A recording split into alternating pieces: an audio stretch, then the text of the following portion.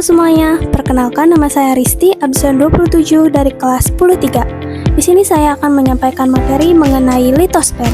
Merupakan salah satu bagian yang termasuk ke dalam ruang lingkup geosfer. Litosfer ini sendiri merupakan lapisan terluar bumi yang terdiri dari kerak bumi dan bagian atas mantel yang keras dan padat. Secara harfiah, litosfer berasal dari bahasa Yunani, yaitu litos yang berarti batu dan sfer yang berarti bulatan, sehingga memiliki arti lapisan batuan. Nah, setelah kita mengenal tentang apa itu litosfer, sekarang kita akan membahas tentang hal apa saja sih yang ada di dalam lapisan bumi kita ini. Mantel bumi terletak di kedalaman 40 hingga 3000 km. Sebagian besar terdiri dari besi, magnesium, dan silikon. Di lapisan ini juga lah tempat terbentuknya berlian. Inti luar, lapisan ini berbentuk cair dan sebagian besar terbuat dari besi dan nikel. Lapisan ini juga lah yang mempengaruhi medan magnet yang ada di bumi kita ini. Lalu ada inti dalam yang berada di pusat bumi. Inti dalam memiliki suhu yang sangat panas, sehingga suhu tersebut bisa mencapai sekitar 5400 derajat Celcius. Lalu lapisan terluar yang ada di lapisan bumi ini adalah kerak. Kerak terbagi menjadi dua, yaitu ada kerak benua dan kerak samudra. Kerak benua memiliki ketebalan sekitar 30 hingga 70 km, yaitu sekitar 19 hingga 43 mil. Terdiri dari batuan felsik kaya akan silikon, oksigen, aluminium, natrium, dan kalium. Lalu ada kerak samudra. Kerak samudra memiliki ketebalan yang lebih tipis dibandingkan dengan kerak benua, yaitu sekitar 5 hingga 10 km, atau sekitar 3 hingga 6 mil. Terdiri dari batuan mafik yang kaya akan besi, magnesium, dan kalsium, terutama pada batuan basalt. Wah, ternyata banyak sekali ya batuan yang bisa kita temukan di lapisan bumi kita ini. Tapi teman-teman tahu gak? Batuan juga punya jenisnya masing-masing loh. Nah, jenis yang pertama yang akan kita bahas yaitu batuan beku. Batuan beku adalah batuan yang berasal dari magma yang membeku. Batuan beku ini sendiri terbagi menjadi 3 jenis, yaitu batuan beku dalam atau plutonik, terbentuk di kedalaman 15 hingga 50 km. Pendinginannya bersifat lambat dan berbentuk kristal besar atau holokristalin. Contohnya adalah granit, diorit, gabbro, dan peridotit. Lalu yang kedua ada batuan beku gang, terbentuk di antara celah kerak bumi, memiliki pendinginan yang bersifat sedang, kristal besar disebut dengan phenocryst dan yang kecil disebut dengan massa dasar. Memiliki tekstur porfiri, contohnya seperti porfiri granit dan porfiri gabbro. Dan yang ketiga ada batuan beku luar, terbentuk di permukaan, pendinginan bersifat cepat dan tanpa proses kristal, contohnya seperti riolit dan basalt. Lalu jenis batuan yang kedua, yaitu batuan sedimen.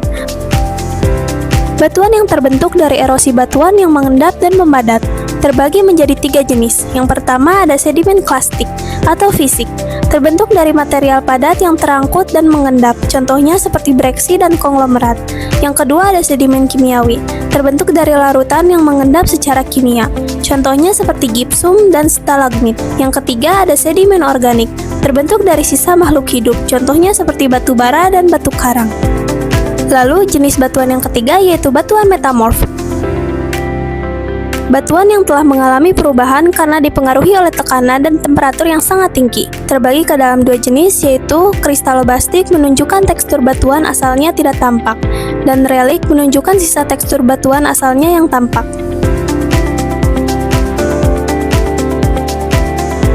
Berikut adalah gambaran mengenai siklus batuan. Lalu tektonisme. Kali ini kita akan mendalami soal pergerakan yang terjadi pada lapisan bumi kita ini. Yang pertama ada epirogenetik, yaitu gerak pergeseran lempeng tektonik secara perlahan meliputi wilayah yang luas. Terbagi ke dalam 2 jenis. Yang pertama ada epirogenetik positif, yaitu gerak turunnya daratan sehingga tampak permukaan air laut yang naik. Dan yang kedua ada epirogenetik negatif, gerak naiknya daratan sehingga tampak permukaan air lautnya yang menurun. Lalu yang kedua ada gerak orogenetik. Gerak orogenetik sendiri terbagi menjadi 2. Yang pertama ada morfologi lipatan. Lipatan adalah lapisan bumi yang bergerak ke sisi samping daripada vertikal, sehingga menyebabkan lapisan kulit bumi berkerut atau melipat. Lipatan ini sendiri terbagi menjadi beberapa jenis, Yang pertama ada lipatan tegak. Posisi bidang sumbu lipatan ini tegak lurus terhadap bidang lipatan lainnya.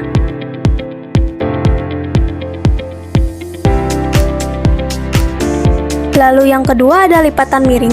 Lipatan yang salah satu sisinya miring ke salah satu arah. Yang ketiga ada lipatan menggantung. Lipatan ini mempunyai puncak yang menggantung sehingga bisa disebut sebagai lipatan menggantung.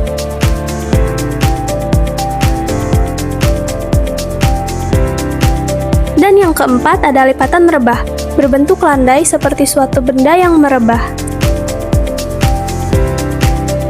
Dan yang kedua ada morfologi patahan.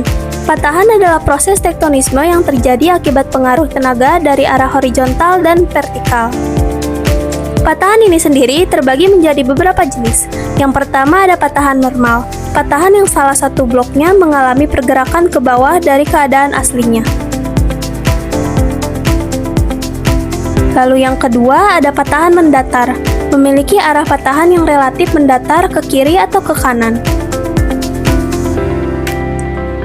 Dan yang ketiga ada patahan naik, yaitu salah satu bagian blok relatif bergerak naik terhadap blok lainnya. Nah, setelah pembahasan sebelumnya, kini kita akan membahas mengenai vulkanisme dan pengaruhnya. Sebelum memulai pembahasan, kita harus tahu dulu nih, apa itu vulkanisme. Vulkanisme adalah suatu gejala atau fenomena akibat adanya aktivitas magma di dalam litosfer keluar permukaan bumi. Penerobosan magma itu sendiri bisa melalui rekahan-rekahan atau retakan dan celah pada lapisan batuan pembentuk litosfer, tetapi tidak sampai ke permukaan bumi.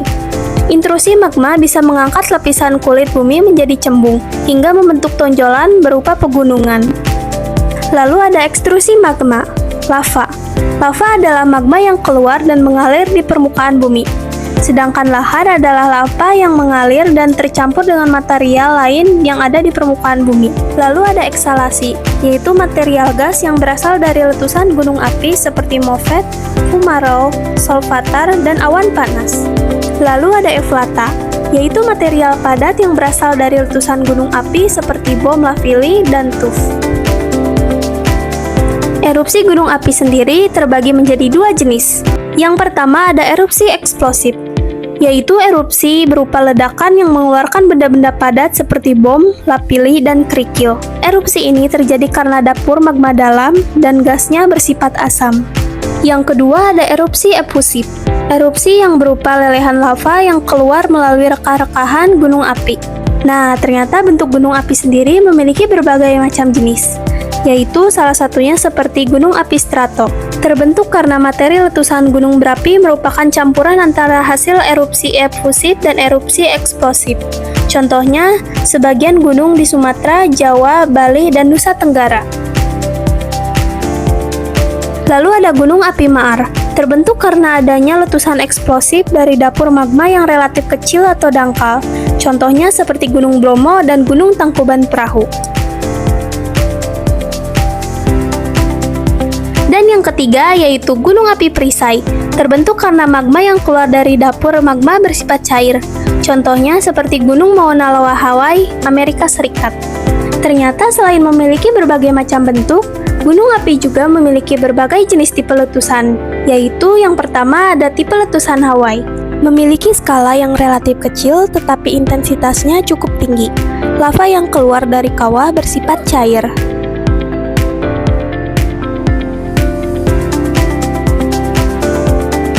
Lalu ada tipe stromboli, memiliki interval waktu letusan hampir sama yang cukup kecil, tetapi terus-menerus dan mengeluarkan eflata dan material padat. Selain itu ada juga tipe peret atau pelinian, mengeluarkan material yang dapat menghancurkan puncak gunung, dinding kawah, dan membentuk kaldera. Ciri letusan tipe ini adalah terdapat gas yang sangat tinggi hingga 80 km dan di ujungnya terlihat awan yang menggumpal.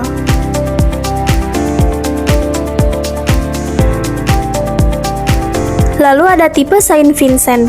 Skala letusannya relatif sedang, tetapi intensitasnya cukup tinggi. Lava yang keluar dari dapur magma yang dangkal bersifat kental.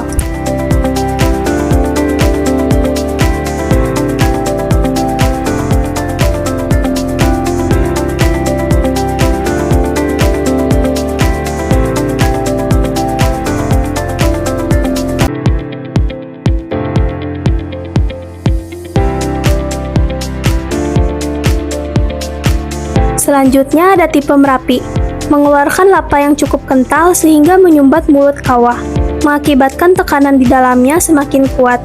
Letusan ini menghasilkan awan panas yang disebut dengan wedus gembel.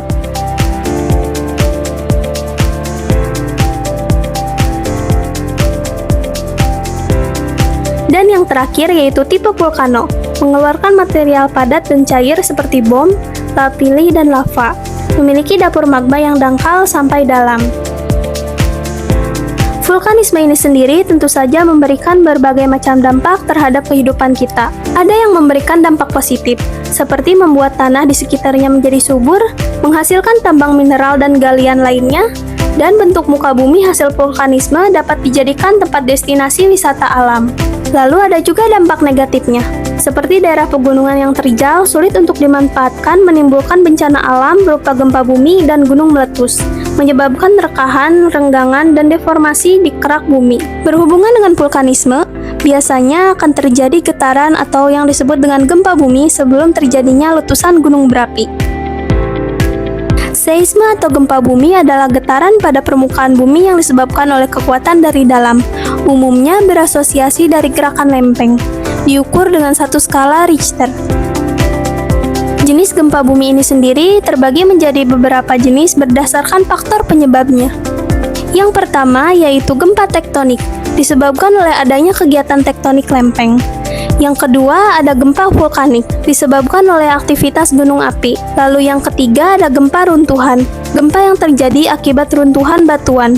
Dan yang keempat ada gempa tumbukan, terjadi akibat meteor yang menabrak bumi. Selanjutnya mitigasi bencana saat gempa bumi. Yang pertama, berlindung di bawah meja atau amankan diri di bawah segitiga kehidupan. Yang kedua, gunakan tangga untuk menuruni gedung dan jangan menggunakan elevator. Lalu yang ketiga, hentikan kendaraan dan keluar dari kendaraan menuju ke tempat yang aman. Sekian materi litosfer yang bisa saya sampaikan, semoga bisa bermanfaat bagi teman-teman semuanya. Terima kasih.